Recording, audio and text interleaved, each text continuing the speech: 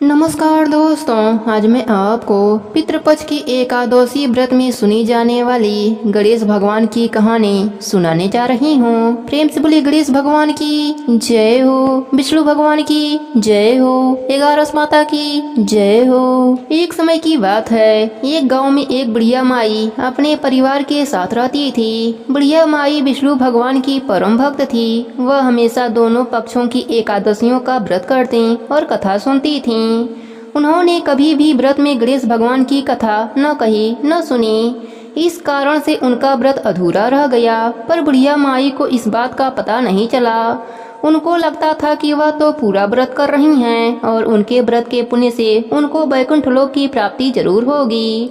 देखते ही देखते बुढ़िया माई की मृत्यु हो गई। उन्हें लेने यमलोक के दूत आए। वह देखकर घबरा गईं और बोली, मैंने जीवन भर विष्णु भगवान की भक्ति श्रद्धा भाव से किया, एकादशी का व्रत किया, एकादशी व्रत की कथा सुनी। मुझे तो लेने वैकुंठ लोक का विमान आएगा, मैं आपके साथ नहीं चलूंगी। इतना कहकर बुढ़िया माई रोने लगी और विष्णु भगवान को पुकारने लगी। विष्णु भगवान गरुड़ पर सवार होकर बुढ़िया माई के पास आए और बोले, बुढ़िया माई, तुमने तो पूरी श्रद्धा से व्रत किया, पर तुमने व्रत में कभी भी गणेश भगवान की कथा न कही न सुनी।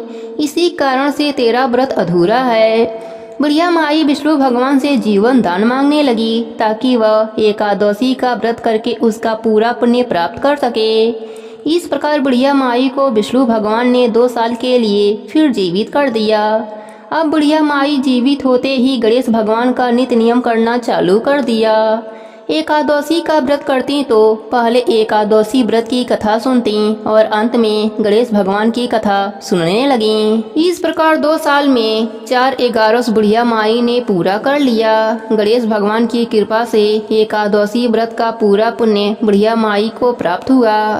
बुढ़िया माई की तपस्या से गणेश भगवान प्रसन्न हुए और बुढ़िया माई के सामने प्रकट होकर बोले, बुढ़िया माई, तुमने मेरे नित्य नियम के साथ ही व्रत में श्रद्धा पूर्वक कथा सुनी है, इसलिए मैं तुम पर अत्यंत प्रसन्न हूँ।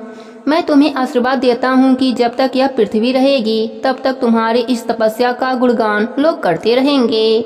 साथ ही एकादशी व्रत में तुम्हारी इस भक्ति की कथा को जो भी मनुष्य प्रेम पूर्वक सुनेगा उसको व्रत का संपूर्ण फल प्राप्त होगा। गणेश भगवान बुढ़िया माई पर प्रसन्न होकर बुढ़िया माई का घर अन्य धन से भर दिया। साथ ही रिद्धि सिद्धि का वास करके अंतर ध्यान हो गए।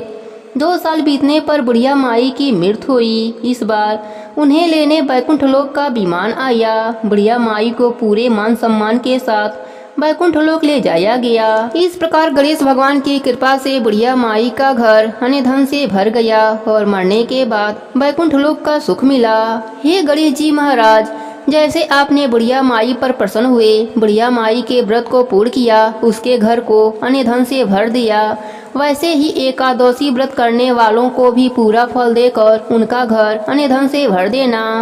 कहानी अधूरी हो तो पूरी करना, पूरी हो तो मान रखना। प्रेम से बोलिए गणेश भगवान की जय हो, विष्णु भगवान की जय हो, 11 माता की जय हो। पुराणों में कहा गया है कि किसी भी व्रत की पूजा करते समय सबसे पहले गणेश भगवान की पूजा की जाती है, तभी उस पूजा को संपूर्ण माना जाता है। उसी प्रकार किसी भी व्रत की कथा को सुनने के बाद अंत में गणेश भगवान की कथा सुनी जाती है, तभी कथा सुनने का पूरा फल प्राप्त होता है। इसलिए आप सभी भी एकादशी व्रत कथा के अंत में गणेश भगवान की कथा सुनना ना भूलें। धन्यवाद।